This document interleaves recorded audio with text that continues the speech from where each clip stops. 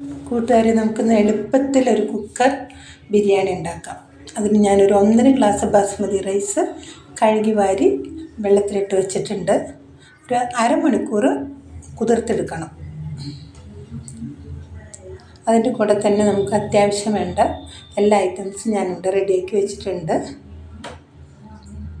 ഒരു 3/4 kilo chicken, ചെറിയ പീസാണ്.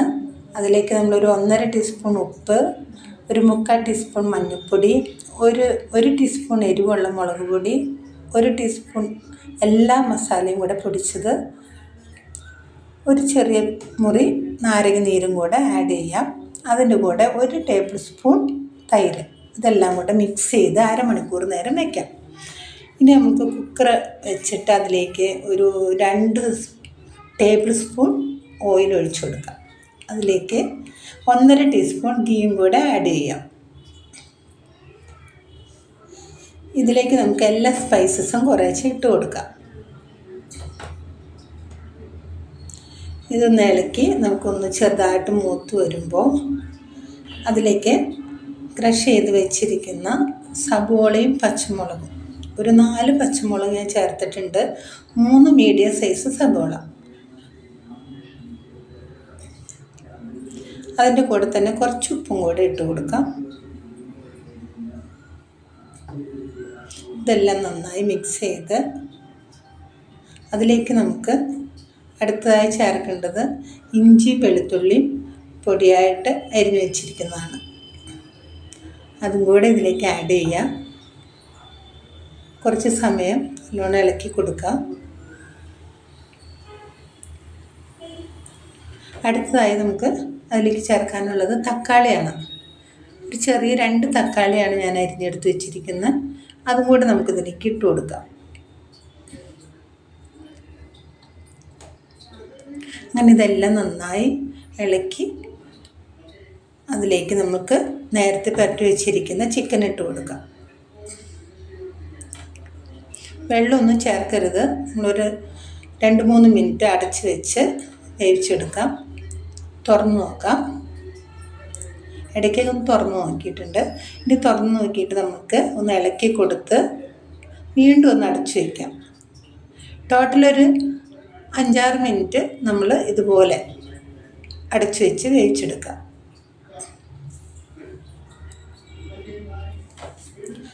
ഇനി ഇത് തുറന്ന് നമ്മൾക്ക്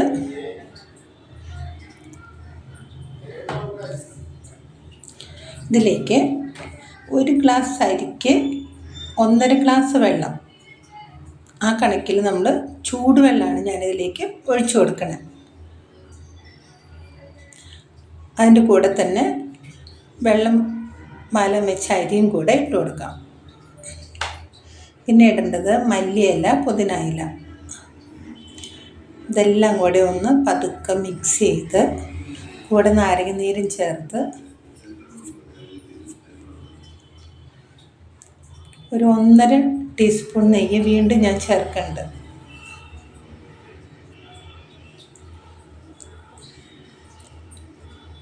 ഇതെല്ലാം കൂടി നമുക്കൊന്ന് പതുക്കെ മിക്സ് ചെയ്ത് കൊടുക്കാം.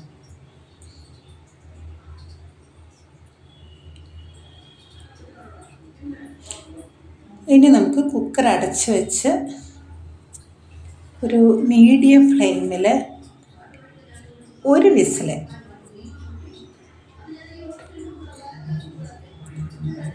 കുറച്ച് ഉപ്പും കൂടെ ഞാൻ ആഡ് ചെയ്യുന്നുണ്ട് കേട്ടോ. നമ്മുടെ അരിക്ക് വേണ്ട ഉപ്പ് അത് പറയാൻ മറന്നുപോയി. ഇനി നമുക്ക് മിക്സ് ചെയ്ത് കുക്കർ അടച്ച് വയ്ക്കാം.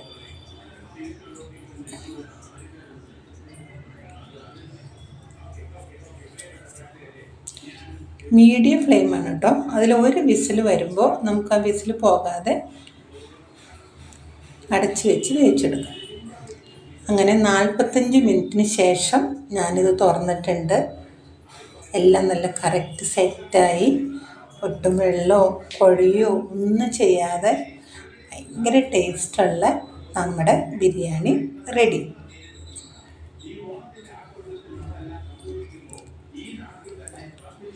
നിങ്ങളെല്ലാവരും ഇത് ഉണ്ടാക്കി നോക്കണം. അടിപൊളി ടേസ്റ്റാണ്. Okay, by.